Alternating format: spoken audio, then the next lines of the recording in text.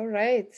So hello, everyone. Thank you so much for joining our group today. This is our first meetup for this year. Definitely, it will not be the last, so stay tuned for everything else that is coming. So we have a lot of people today. We have so far 86 participants, more than 200 people registered. The numbers are going up even more. So thank you so much for joining. I hope that you accepted your membership in the group. So our group is called Agile Manager. It has been created a few years ago. So we have so far more than 800 members. So feel free to join our next meetups. So today we have a big person, big name in the product management industry. So I am so happy to be able to say that. I'm so happy to say that Roman Pichler is with us. Hello, Roman. How are you doing? Hey, Kalina, I'm well, thank you. And thanks for having me. You're very welcome. So Roman, let me just say some words, a few words for you, and then I will let you speak and present. So Roman is a worldwide recognized product management expert, and you specialize in digital products. You have more than 15 years of experience in teaching product managers, teaching product owners, advising product leaders, and helping companies to be successful. You have different books. Me personally at home, I have the Strategize book. It's a wonderful book. It has been a guide for me when I'm coaching product owners and product managers. And you have also a few other books written. So you have blogs, you have podcasts, you have everything someone can need if we're looking for, topics like product management and product development. So we're again so happy that you joined us, Roman.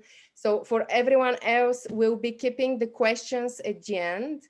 So if you have a question, please write the word question in the chat and then write your own question. So we'll be helping Roman, we'll be monitoring the chat for all questions that you might have. And then at the end, Roman will be answering some of the questions, depending on the time that we have. All right, so we have 105 people so far, Roman. So please go ahead. Yeah, cool. Nice to be with you. Let me share my screen with you. So hopefully you can all see a slide that says dealing with difficult stakeholders, tips for product people. So I've got a few slides prepared and I'd like to take you through them. This will take me about half an hour. And as Kalina has already said, then I'm more than happy to take questions and I'm very much looking forward to those.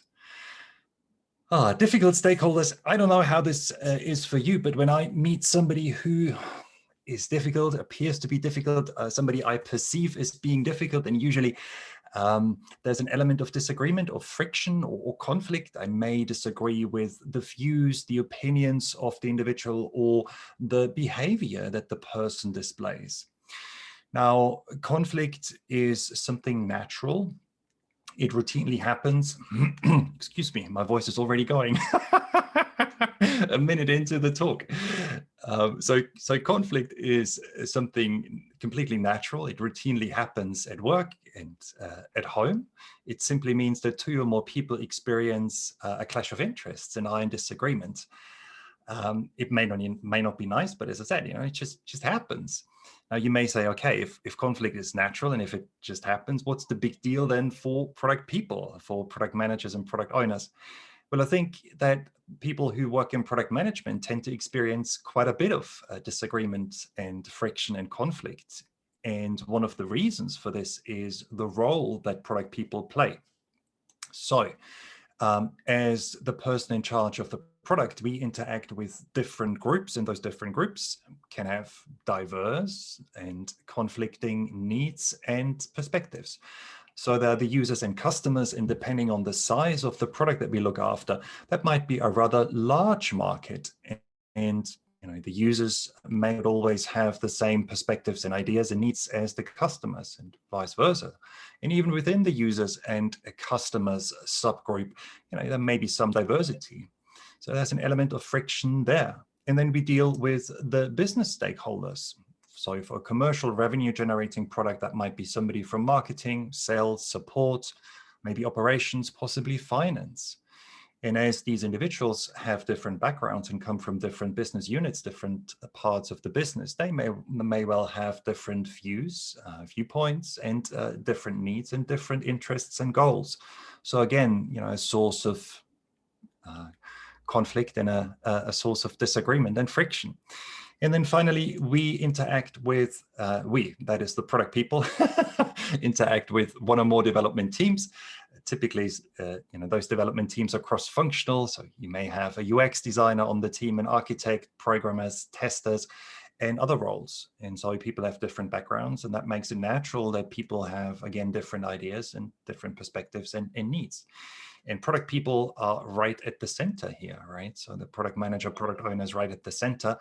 And again, I think that explains why we experience a fair amount of disagreement and friction. Now, the unfortunate thing is that many of the conflicts, if not most of them that I have witnessed at work, were not handled very skillfully. Some were suppressed and ignored, and most were never properly resolved. And when that happens, then conflicts leave behind a trail of bad feelings and mistrust. But on the positive side, if we learn to constructively deal with conflict, then it can become a source of creativity and innovation for our products, and it can strengthen collaboration and help us learn more about ourselves. So to make this a little bit more specific, I've prepared a scenario which is taken from my latest book, How to Lead in Product Management. And there are two personas in this scenario. There's the you persona.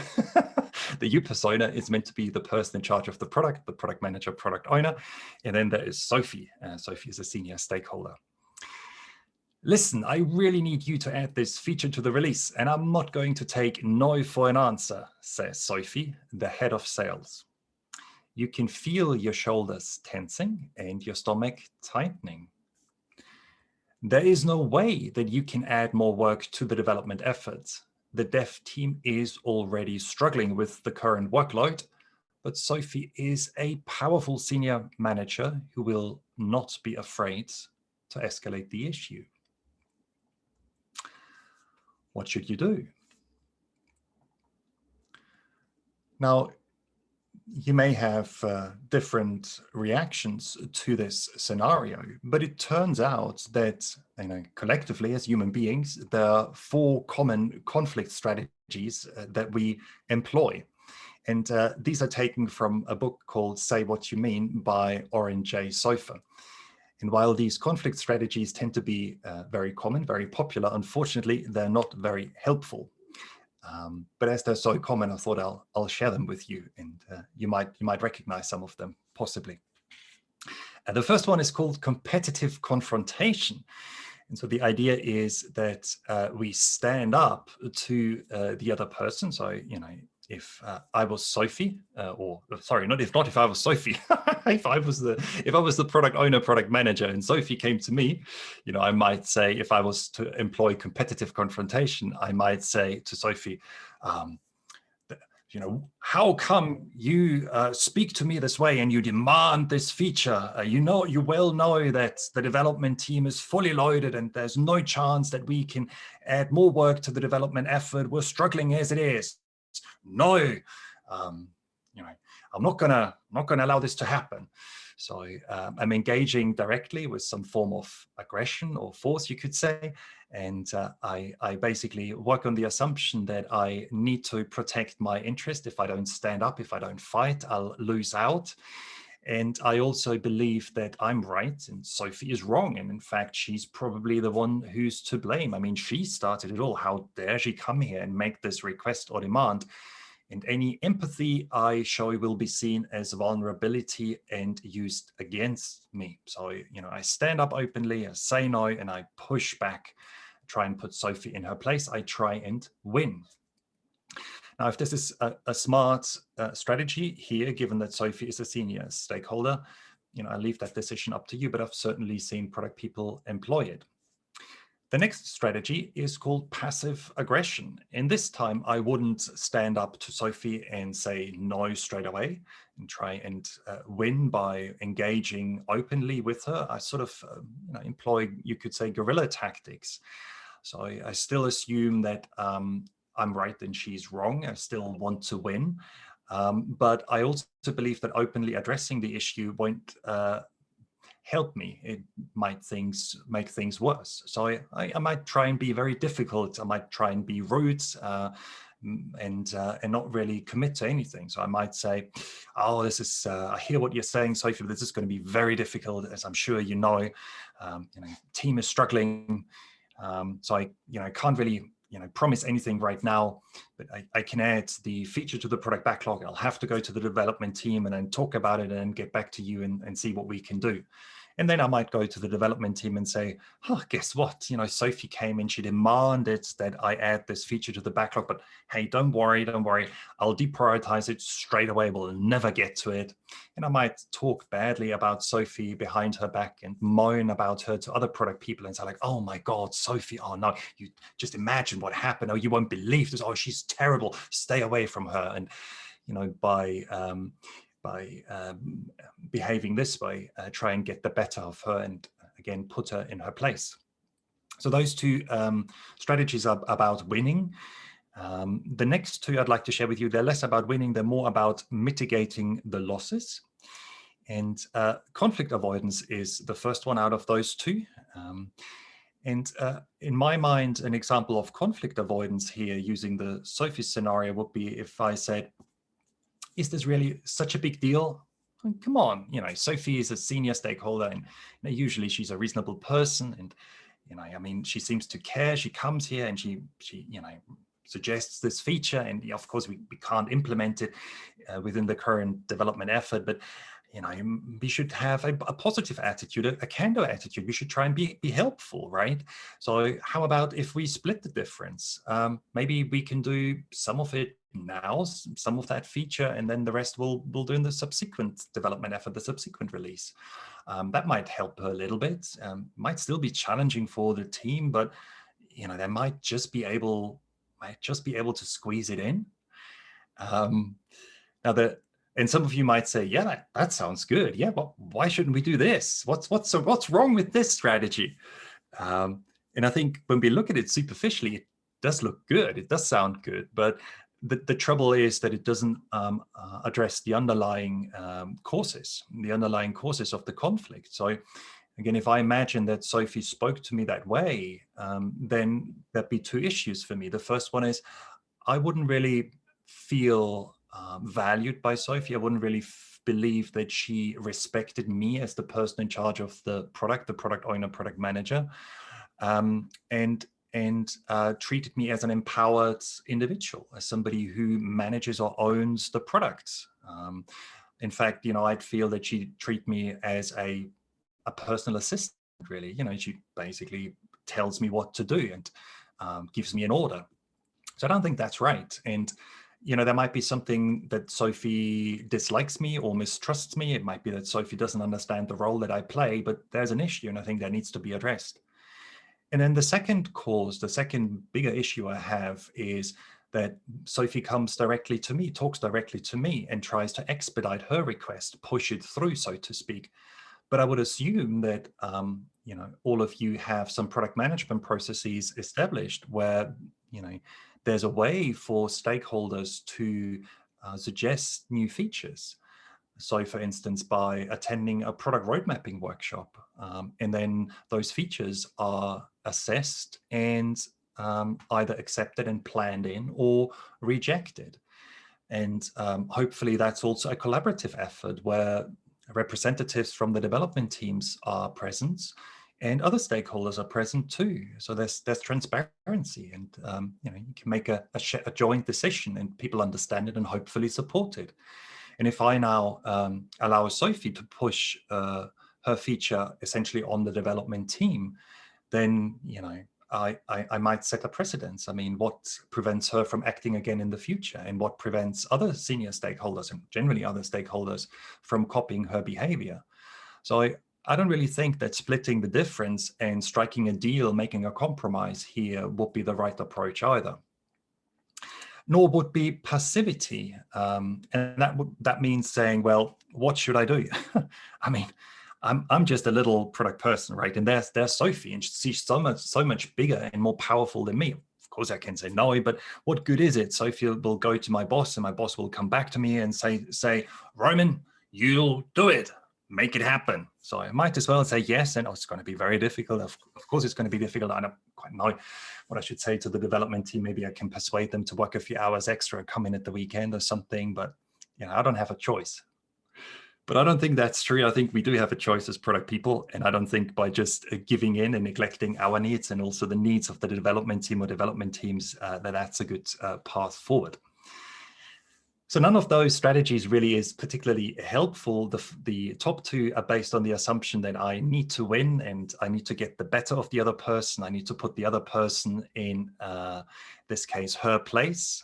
And the bottom two are based on the assumption that I can't win, therefore I'll lose, and I'll have to somehow mitigate my losses and try and somehow make the best out of the situation. Now, if none of those strategies is helpful, particularly helpful, then what could help us?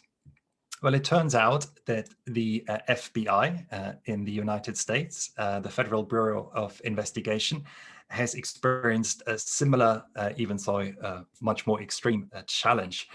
Imagine that you are faced with the following situation.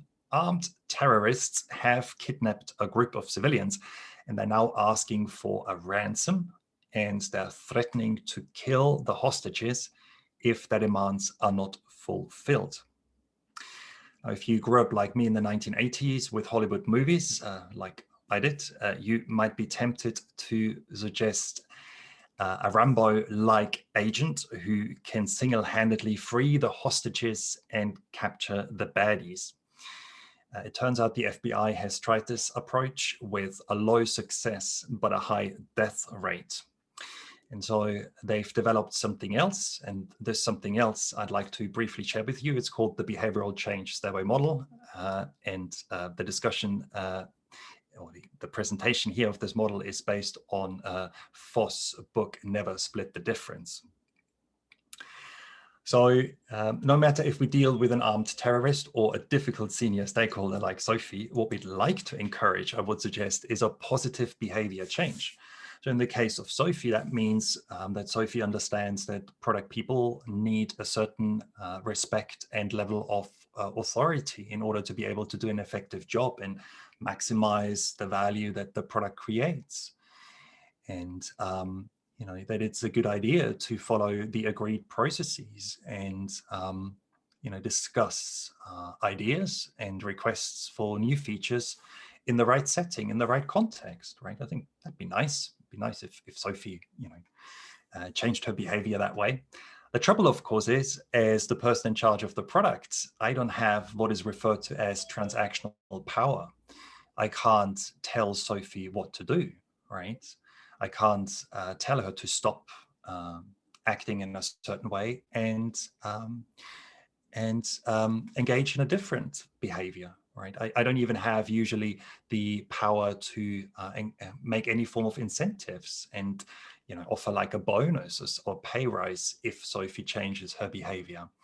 So the question then is, how can I bring about this behavior change? How can I facilitate it? And the answer is by influencing Sophie. So rather than telling her to do something, trying to exercise a positive influence. Now, how is that possible, given that usually I don't have any bonus? Well, given the situation I'm in, given that I'm the person in charge of the product, the only way I can really influence Sophie and then hopefully encourage that behavior change is by building trust, by building a trustful relationship, rapport. Only if Sophie trusts me will she be willing to listen to me, open up to my suggestions, my advice, and follow that advice and essentially follow my lead, follow my guidance, right? And that'll then allow me to, well, influence her and hopefully lead to that desired behavior change. That then, of course, leads me to the question, well, how do I build trust? And it turns out a key element in order, or a key factor in order to build trust, is empathy. Empathy, our ability to understand the other person, understand what is happening for the other person in terms of the emotions and needs that the person has. And you could say that empathy means reaching out with some form of compassion, some form of warm-heartedness. So rather than thinking, oh my God, it's Sophie, oh, it's her again, and tensing up and maybe feeling irritation or some form of aversion or ill will, trying to respond with some form of warm-heartedness and some form of acceptance. It doesn't mean that I approve of Sophie's behavior. It doesn't mean that I approve of her suggestions or necessarily do what she suggests. It just means that, you know, there is no ill will, there is no aversion, there is no tension. So there's an openness. So empathy, and as product people, certainly those amongst you who are product people, I mean, we're familiar with empathy, certainly when it comes to users and customers, to fully understand users and customers and understand their needs so we can then make the right product decisions. And I would suggest that empathy is equally valuable when it comes to engaging and interacting with the stakeholders, the internal stakeholders, the business stakeholders. And in order to empathize and cultivate empathy, what helps us is to actively listen to the other person. So to make a real effort and maybe refrain from trying to tell Sophie how it is and why she's wrong. I find whenever that's the path I choose to approach a conversation and try and influence somebody and bring about positive change, it's it usually ends in failure, right? So for Sophie, again, to be able to open up to my ideas, she's got to trust me, and to build that trust and be able to understand and empathize with her. It's probably a good idea that I try, at least initially, to make an effort to deeply and attentively and actively listen to her. So it's called the behavioral change stairway model, as these steps built on each other. So they form a process. So, you know, we first have to listen in order to build empathy, and then hopefully build trust and so forth. So we can't skip any of those steps, and we can't rush them. So it takes time. It takes time in a way to deepen the relationship or build it, develop it in such a way that we can exercise that influence. And of course, there is no guarantee that we'll be successful. There's no guarantee that Sophie will change her behavior and will allow me to influence her in a healthy way. But then what other choice do we have as the person in charge of the product? So as active listening is so important in this model, it's the very first step. I thought I'll share 3 listening tips and techniques with you. The first one is be fully present and listen attentively. And some of you might say, well, what's the big deal about this, right? It just means just listen up. And yeah, in a way that's true. But I think it's not always easy, certainly for me, to be fully present, lead with presence, you could say, and you know, really take in what the other person has to say, and listen, you could say, to understand and not to answer. I find sometimes when I'm listening to another person, I'm already analyzing what the person has to say, and I'm already formulating my answer. And then I'm really listening to respond. I'm really listening to answer. I'm really listening to then have an argument ready and, you know, convince or persuade the other person. But the power of fully listening is kind of is that when we do that, we show the other person that we really value her or his opinion. So if I make the effort to be present and really attentively listen to Sophie, she'll feel that, and she'll feel appreciated or valued. And that often makes the other person feel at ease. And it allows us to, and it's a first step towards building that or deepening that relationship and building trust. And by listening attentively, of course, we take in all the information that the person has to share, and we avoid starting to filter out or overhear bits because we're already busy formulating an answer. So to be able to fully listen or be fully present and listen attentively, I find it helpful not to rush an important conversation. Again, if I imagine Sophie speaking to me in the way I shared with you earlier, I probably have a number of difficult feelings present. So there might be an element of irritation, there might be an element of anger, thinking, oh, why does she speak to me that way? She's really being rude and she's demanding here and she's not really paying me respect. But there might also be maybe some concern or worry, thinking about, oh, what should I do? And oh, she's really senior. And if I now say something she doesn't dislike, she might go to my boss. So there might be a number of difficult feelings present. And I've learned that when that's the case, it's better for me to take some time out and allow myself to, and allow my feelings to reside before I then have that conversation. Otherwise, I'm in danger of acting out those difficult feelings, and I might say something that I'll later regret and I might have to apologize for. So in that case, I would suggest that you consider saying to Sophie, listen, Sophie, it's really important for me that we sort this out and find a good solution. But at the moment, I'm feeling a little bit worked up. I need to sort of digest what I heard you say, and I need a little bit of time. Can we please talk tomorrow or in the afternoon or whenever it's the right time? So I don't rush an important conversation.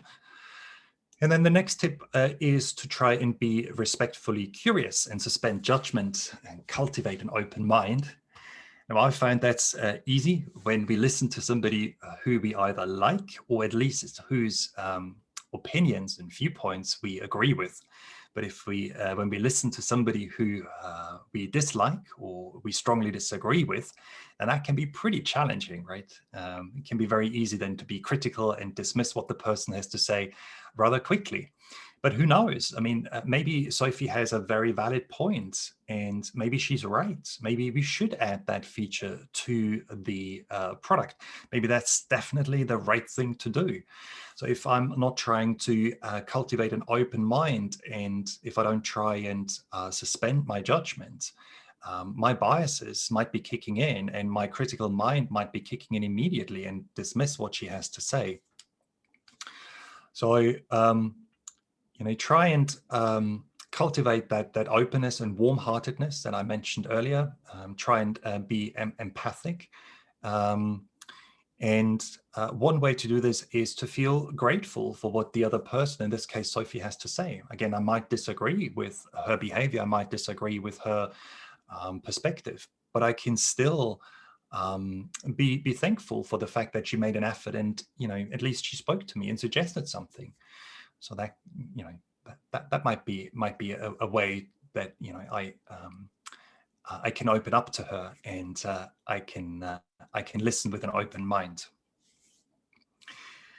And then finally, listen not only for facts, but also for feelings and underlying needs. Facts is what people communicate, what people say, and then feelings is how they say it, and the needs are why they say what they're saying.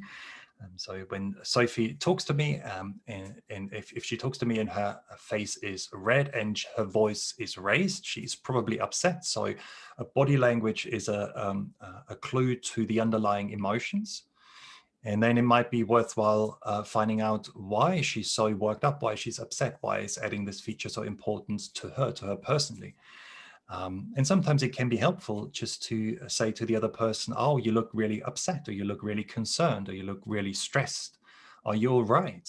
Again, sometimes that helps the other person be a little bit more at ease, and then can help shift and reframe the conversation. And in order to find out the underlying needs, consider asking clarifying questions. So questions that start with why, how, or what. Open questions to find out more and encourage the other person to share more information. So to sum up, dealing with difficult people is, if we like it or not, part and parcel of being a product professional, a product person.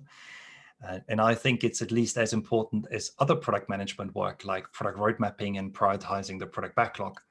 So I think it'd be a mistake to say, oh yeah, I know, there's this conflict with Sophie, and yeah, I should really sort this out and should really think about how I deal with it. And I really need to talk to her, but I've got so much other really important work to do. I'll do this once I'm done with updating the roadmap and reprioritizing the product backlog, and then, doing this and doing that.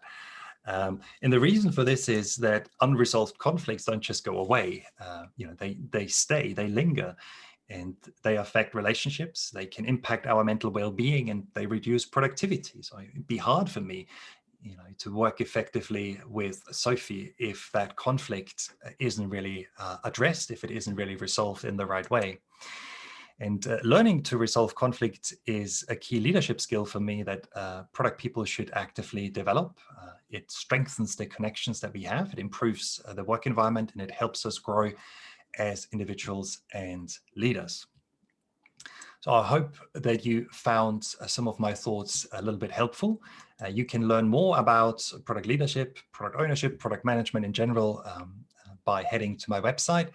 And some of you might also find my latest book, How to Lead in Product Management, interesting. That talks more about leading the stakeholders, aligning the stakeholders, and also dealing with conflict. And I'm very much looking forward to your questions now. But if for whatever reason your question doesn't get answered, then don't be shy and reach out to me and drop me a line. So thank you again for your attention. All right, Roman. So I have here 6 questions. There are a lot of comments in the chat.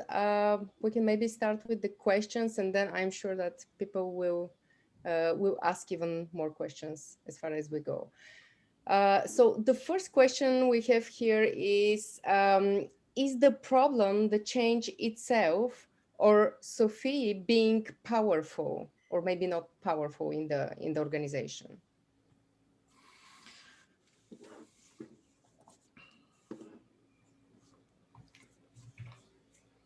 So I'm not sure I fully understand the question. The change in terms of the behavior change, if that is the fundamental challenge. Can I state it better? Of course, yes, please. Yeah, yes, please. So, well, there is a change. Sophie is suggesting a change. And as you know, in Agile is really about really responding to change. So is the problem the change itself by adding another feature, or Sophie being powerful? Right. Thank you for clarifying that. Okay. So yes, I mean, change is all around us, right? And particularly when we deal with innovative products, whether that have a certain element of uncertainty and risk and change. Typically, these are brand new products or young products or existing products where we make a bigger change, a bigger update. Then yeah, there's change, and that's something we should really embrace. But at the same token, to me, that doesn't mean that we don't try and adhere to agreements and don't try and follow agreed goals. So I've been a big fan of working with clear goals for a long time, and not only sprint goals in an agile context, but also product goals. And I like to suggest that a product goal is agreed upon for the next 2 to 6 months for a development effort. And if you work with major releases or product versions, then that product goal will be attached to such a major release or product version. And that could be to acquire initial user base for a brand new product. It could be to extend and grow that user base. It could be to monetize the product and start generating revenue. It could be to remove technical debt and future-proof the product. Or it could be to increase engagement or maybe increase conversion. So those are all sample product goals. And I think if a development effort is underway and you've got an agreed goal that you're working towards, and you've also got a rough scope that is necessary in order to meet that goal, like the key items in the product backlog. And then a senior stakeholder comes and essentially demands a feature. And I don't think that's healthy behavior. I don't think that's right. So either the individual doesn't respect the roles and the processes that have been established, or the individual simply doesn't know them. And depending on what it is, I think, we'll have to find the right course of action. But what I wanted to touch upon is really that fundamental challenge that I find product owners and generally product people have, that, as product people, we need to collaborate with the stakeholders. In fact, we need to align and guide and lead the stakeholders in order to be able to create value and move our product forward. But we can't tell the stakeholders what to do. We can't make people do things. And so, if people have, like Sophie, different ideas, then, what are some techniques that we can use? What are some techniques that we can try out to come to some form of sustainable agreement that addresses the underlying needs?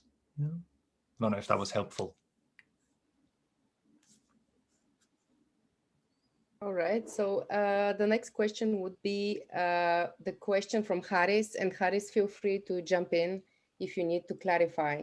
So the question is, can we have a more specific example of how the stairway model would work in this Sophie's case? Well, I can quickly go back and show the model again. So the way to apply it, as far as I understand it, is really to make an effort to listen actively. And listen actively means listening attentively, listening with the intention to understand, not to respond. It means trying to cultivate an open mind and not being judgmental. So allowing Sophie to say what and share what she wants to share. And then trying to really understand Sophie and trying to understand why she's saying what she's saying and empathize with her. And by empathizing with her and showing that I value her perspective, I value, her making an effort and sharing her perspective with me, even though I may not agree with her, hopefully I'll be able to build trust, build rapport. And that will strengthen the relationship, or it will start building a relationship with Sophie. And once Sophie trusts me, then she's much more likely to follow my advice and allow me to guide her, to lead her, right? I mean, think about it. You wouldn't really follow anybody's advice or a person's advice who you don't trust, right? I mean, it's like, why would I want to do that? And trusting somebody means having faith in that person. And so believing that the person is certainly not going to harm you, intend to harm you or cause you any form of disadvantage, but really is trying to look out for you and is trying to make sure that you're all right. So that'd be a way to approach the situation.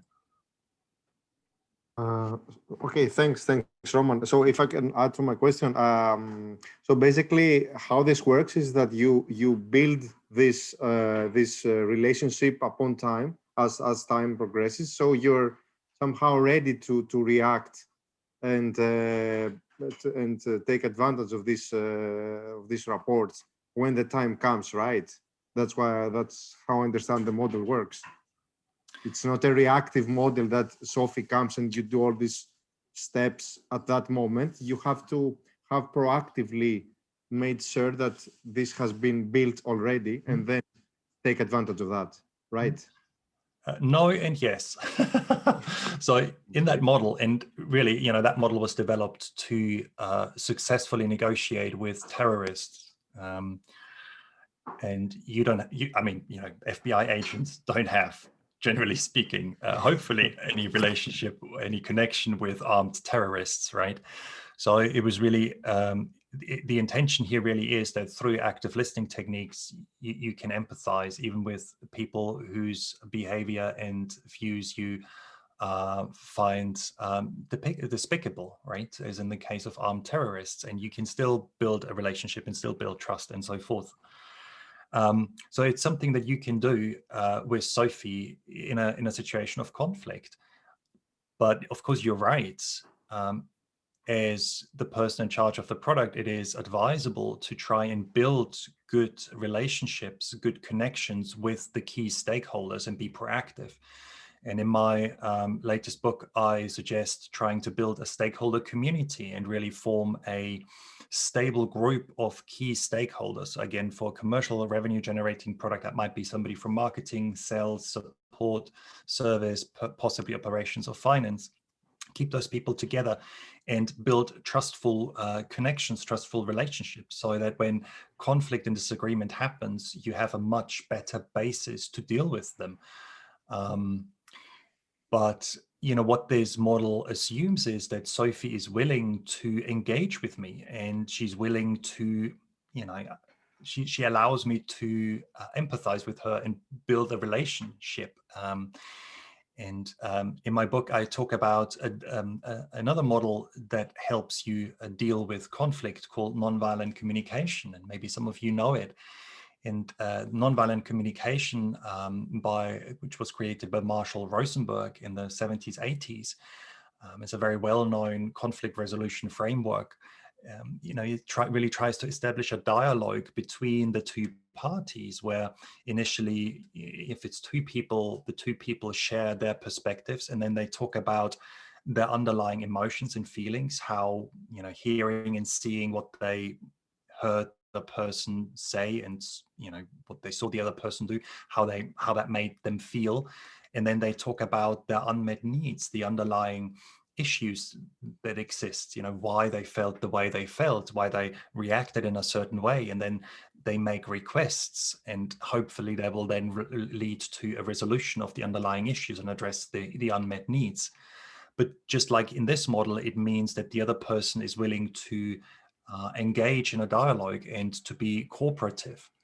So if Sophie just really literally comes to me and says, do it, and I'm not going to take no, and you must do it, and it's like, okay, and just essentially that's it, and she, depending on the environment we're in, she just, she just clicks the end meeting button, and the Zoom call is gone, or whatever video calling tool we use, or otherwise she walks away from my desk. If we're back in an office environment, then it'll be difficult to engage in a dialogue. So to really resolve a conflict, typically both parties need to be willing to make an effort.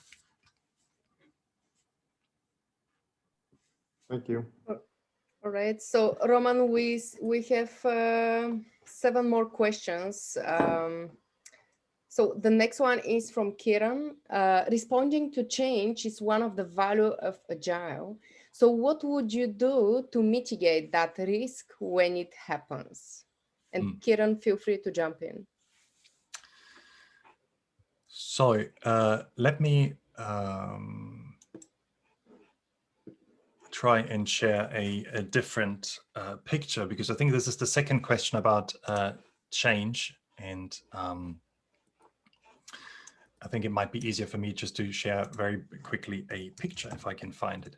So there's nothing wrong with a change. There's nothing wrong with embracing and responding to change, and I'm all for that. But it doesn't mean that we willy-nilly change direction, or we just do what powerful stakeholders tell us to do. That was never intended by any agile framework that's out there.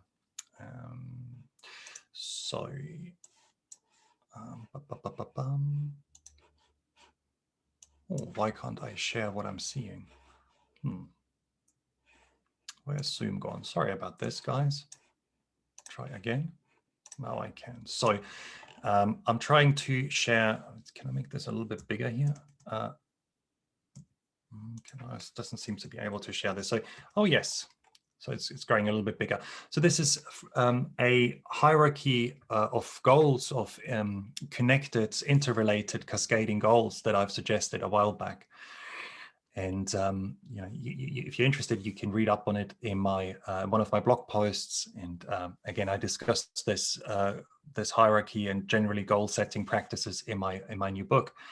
And so, I find it helpful to start with a vision and get agreements on the vision, and then think about who are the users and which user goals, which user needs should the product address, and what are the business goals, what business value should it create. And then from those goals derive the product goals that I've already briefly mentioned. And I like to include them on our product roadmap.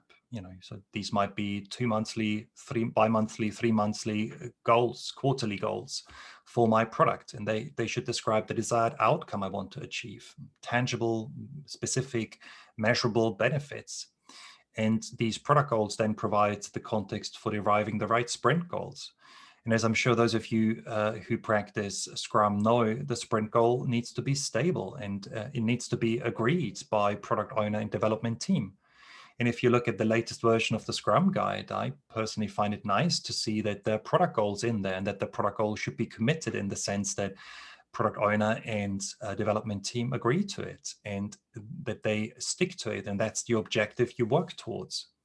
So, I'm all for change. And if we can't meet our sprint goals, or something external happens that invalidates our product goals or our user and business goals or our vision, of course, we should consider either changing them or possibly, abandoning them completely. But it has to be done in the right context and in the right form. And, so that's why in Scrum there are sprint review meetings, and you see if you've met your sprint goal or not. And that's why I like to suggest that you work with, say, quarterly strategy and roadmap reviews, where you review the user and business goals and the product goals. The vision is the one goal that should stay constant, that usually doesn't change, or it shouldn't change, because it's so big and it's so inspirational, and it should last the next 5 to 10 years, that you should really be grounded in that vision. But the other goals, yes, they might change, but again, there has to be a valid reason for that change. And Agile doesn't mean we change goals, as I said earlier, willy-nilly. I hope that was helpful. All right, Roman, so I'm just checking on the time. So it's 12:52, and we still have five questions to go. So can you tell me do you have any flexibility, or you have a hard stop at 1 o'clock? Let's just see how many questions I can take. Okay, sure, no problem. So feel free to tell us that. So in that case, let's go with the next question. So the question is from Remy from Canada. Remy is asking, Roman, how would you break a limiting belief? And Remy, feel free to jump in. I think for me, the trick to break a limiting belief is to become aware of it. And so, we all have many beliefs and many assumptions, and many ideas. And I certainly have many ideas and beliefs. Okay. I just shared quite a few with you in the last 50 minutes or so. And sometimes I'm not fully aware of my assumptions and beliefs. And I notice that's also true for other people. So for myself, it's really trying to develop some awareness around my beliefs. And if it's about other people, then trying to help others reflect on their assumptions and their ideas and their beliefs. And, being willing to challenge and question them. None of us was born with the ideas that we hold. We ultimately acquired them, and usually we acquired them from other people. So it can be very worthwhile to reflect.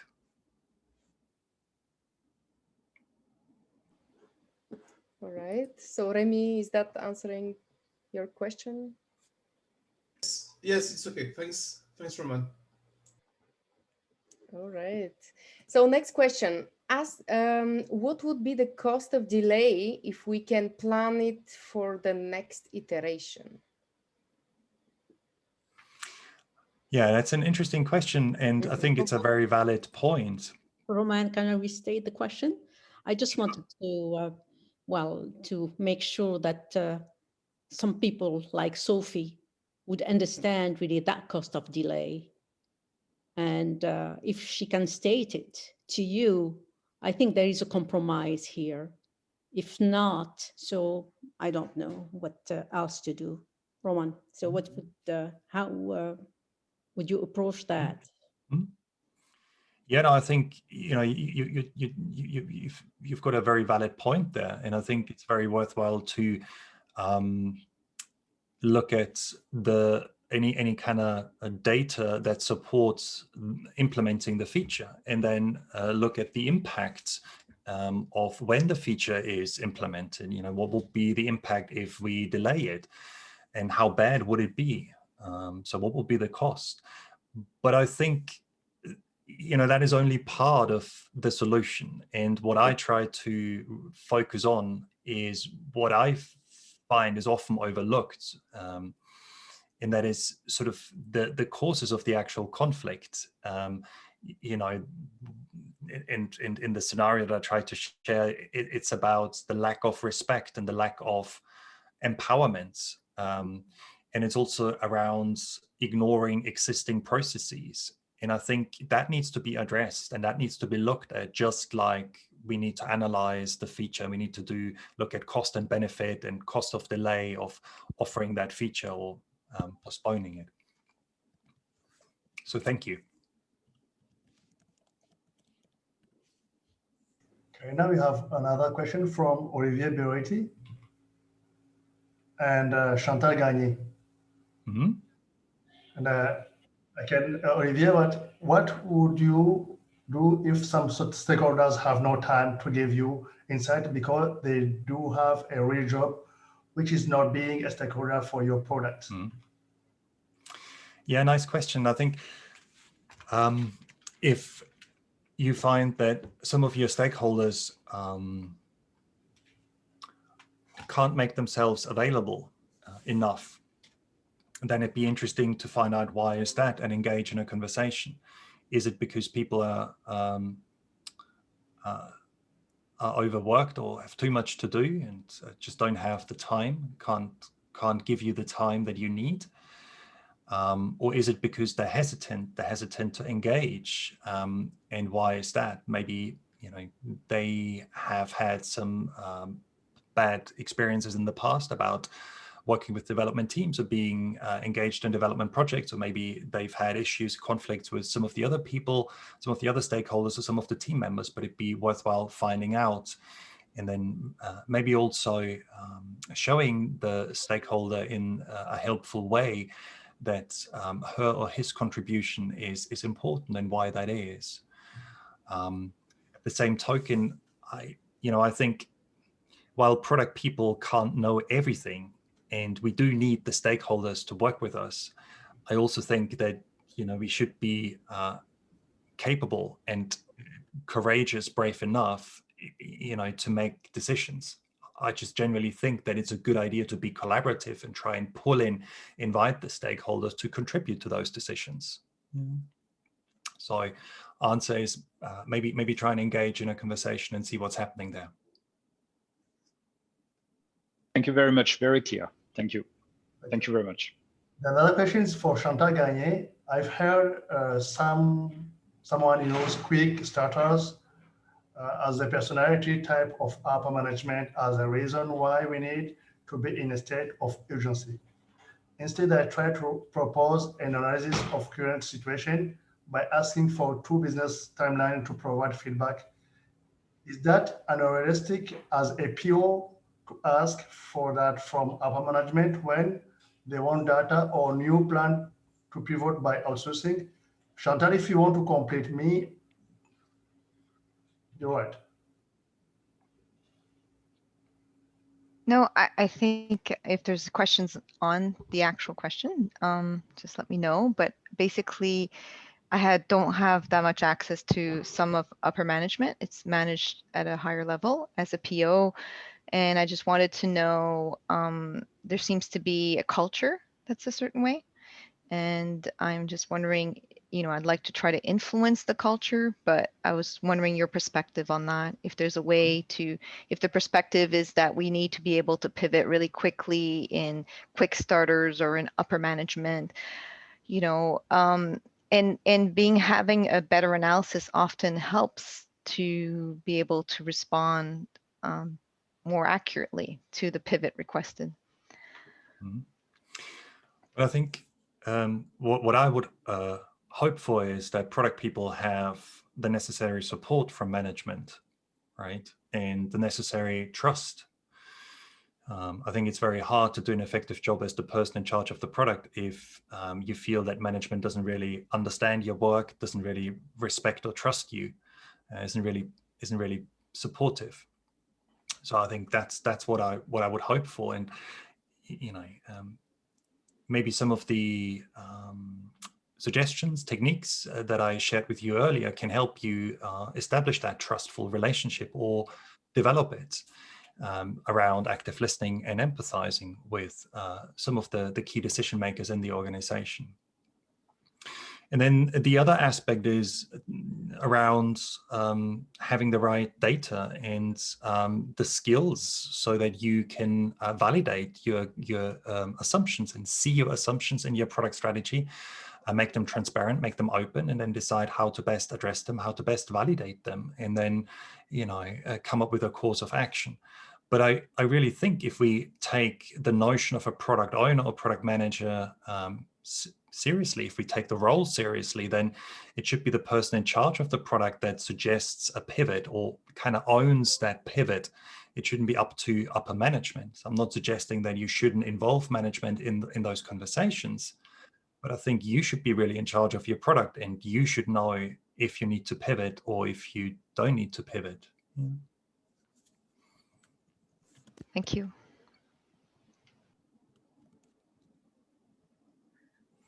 So I think we've run out of time now.